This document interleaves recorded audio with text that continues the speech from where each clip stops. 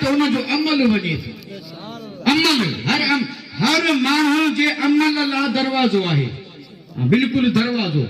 ऐं उन दरवाज़े मंझां अचे केरु मलाइक छाजे लाइ अचनि था उन माण्हू जो अमल खणी अचनि था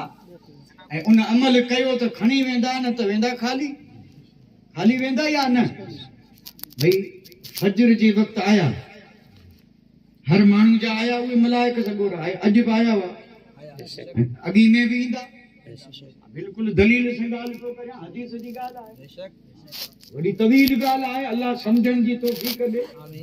अमल रब जी बारगाह में वञनि था अमल माना कम बि सम्झ में न अचे त जहिड़ो नमाज़ वॾे में वॾो कमु भलो कमु अफ़ज़ल इबादत हर माण्हू जो दरवाज़ो अमल वञण जो नेकियूं वञण जो दरवाज़ो मसलन फजर जो उहो मलक सगोरो आयो मूं जेकॾहिं पढ़ी हूंदी त खणी वेंदो न पढ़ी हूंदी त वेंदो खाली हाणे उहो ईअं कोन चवंदो त पढ़े कोन थो वञी छा करियां न ला यासून मलाइक रब जी नाफरमानी कोन कनि उन जी ज़िमेदारी आहे को पढ़े या न पढ़े अॻी जो वरी ईंदो पढ़ीसूं त खणी वेंदो न त खाली हाणे ईअं कोन्हे त विची जो न अचे न विची जो वरी ईंदो ऐं रोज़ पियो अचे 60 वरे जी उमिरि हुजे 70 वरे जी हुजे 1000 मरतबा अचणो पवे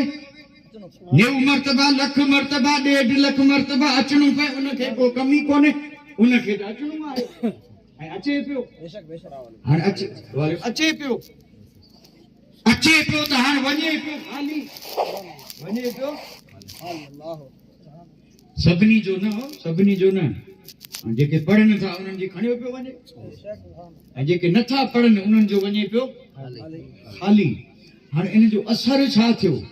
डिघी ॻाल्हि आहे मूंखे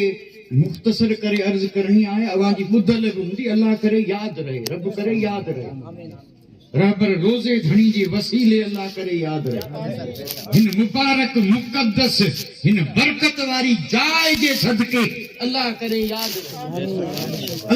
यादि रहे ऐं असीं कुझु इन मथे बि थोरो गौर करियूं हाणे ईअं पियो वञे खाली त मलक जॾहिं खाली वञे आसमान वारा खाली वेंदो ॾिसनि तॾहिं चूं फलाणो मरी वियो फलाणो त ॿिया चूं भई तोखे ख़बर के पई चई अॼु उन वारी फजर आई कोन हुजे हा त पढ़िया अॼु खाली पे वियो वो मुस्तफा जो गुलाम नमाज मथे फर्ज हुई तंदुरुस्त हुजे हयात हुजे त पढ़े हा अॼु वियो पे खाली हिकड़ी कोन पढ़ाई त मलक चून मरी वियो ॿुधजा हक़ीक़त में आऊं को अफ़सानो बयान कोन पियो करियां माफ़ कजा ॻाल्हि ॻरी लॻे त थोरो हिम्मत करे खणजा अल्लाह तौफ़ीक़ ॾे ॻाल्हि ॻरी आहे पर खणण जी कोशिश कजा इन मरण खां ख़ुदा बचाए अल्लाह छल ईमान वारी ज़िंदगी ॾे हिम्मत करियूं नमाज़ पढ़ूं वुज़ू करियूं मुसल्ला विछाए का बि नमाज़ कज़ा थियण न ॾियूं ताकि आसमाननि में असांजी मौत जो ऐलान न थिए पहिरीं आसमान वारा चून मरी वियो ॿिया चून कीअं चऊं फजर हुई कोन वो तॾहिं कोन न त जीअरो हुजे हा त हाणे मौत हयात असां वारो मञबो या उफर मलक चून उहे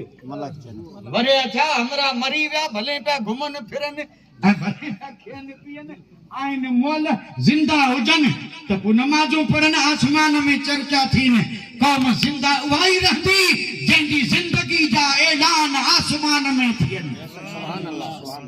ज़िंदगी जा ऐलान आसमान में थियनि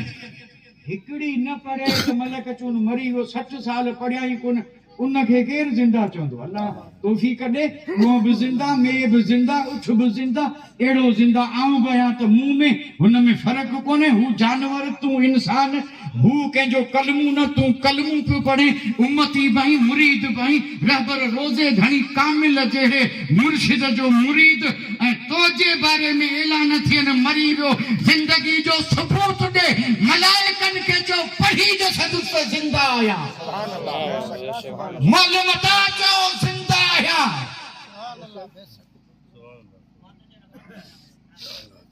मेरा ॿियो विया जुनेद बगदादी खे मिलण वली